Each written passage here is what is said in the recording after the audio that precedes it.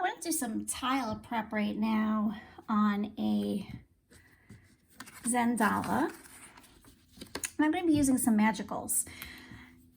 Magicals are little powdered pigments, and they come in these little containers. They're beautiful, they're really vibrant, and you can dilute them and make them paler, but they have a lot of vibrant colors to them, feel to them.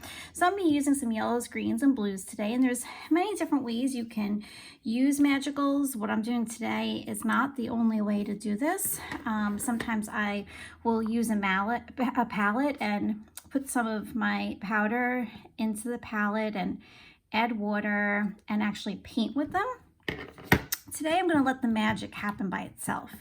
So I'm going to flip my tile over and I'm going to start to take some of these powders. Make sure you're in an area where the window isn't open, there's no breezes. You don't want these colors to get anywhere else because they will stain and ruin your surface area. That's why I have some paper towels down here. Most times I use recycled newspapers or a recycled brown bag for my surface area. So I'm just taking some of this powder on a little spoon and I'm just going to sprinkle some of it on top of my tile. And I'm going to repeat this with my other colors. So I'm going to use Rusty Lantern Lime. I started with Pineapple Paradise. Some of these are flat ones. Some of these have glitter in them. There's so many fun choices that you can work with. So I'm just going to, again, I'm going to shake a little bit over my surface area. And I like to put my caps right back on so that I don't have any accidents. Next, I'm going to use Luscious Lime. And I have no idea how this is going to look, and that is what I love about this. You know, everything in our lives are so calculated that it's so much fun to be able to do something that is magical and it's just going to show us a big surprise.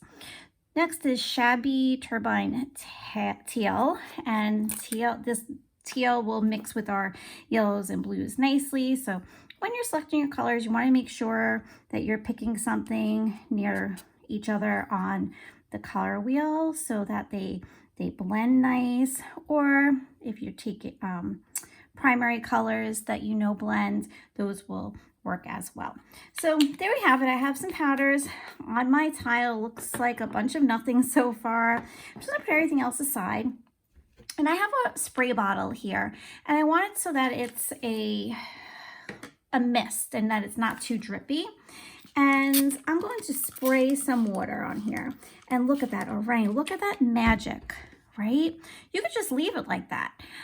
You can take this, you can keep spraying, but I have a lot of water already on here. So I'm just going to run this around and tap it onto my paper towel. And you could take little pieces of paper also if you have a really wet puddled area, and you can dab a little bit. Some people like to have some white in the background. Please feel free to leave white. I have a lot of the powder pigment still left in this piece, so I'm going to spray a little bit more there.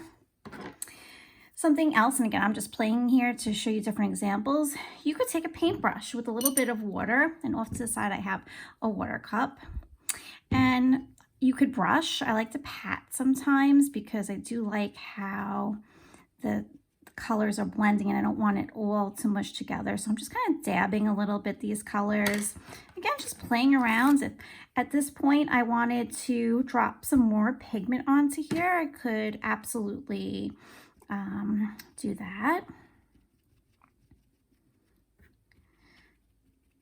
And first person that I saw use magicals was Stephanie, CZT Stephanie Jennifer, and she's a wonderful, wonderful CZT, and I found great inspiration in how she taught her lessons, and have kind of gone off on my own a little bit and combined some of the methods that she does too, because everything she did was just so wonderful.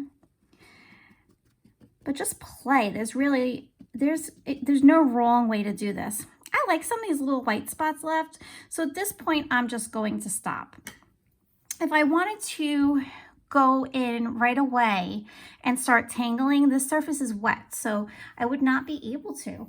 I'd have to take a hair dryer, but if I'm using a hair dryer, I want to make sure there's no loose water that is running around. But that being said, a hair dryer really could be a great way for you to have some wet area on here and have the hair dryer blow and have it make its own pattern, which would be really pretty.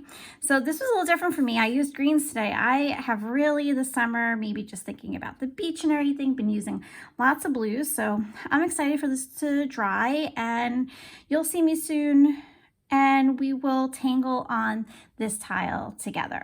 I'm really looking forward to it.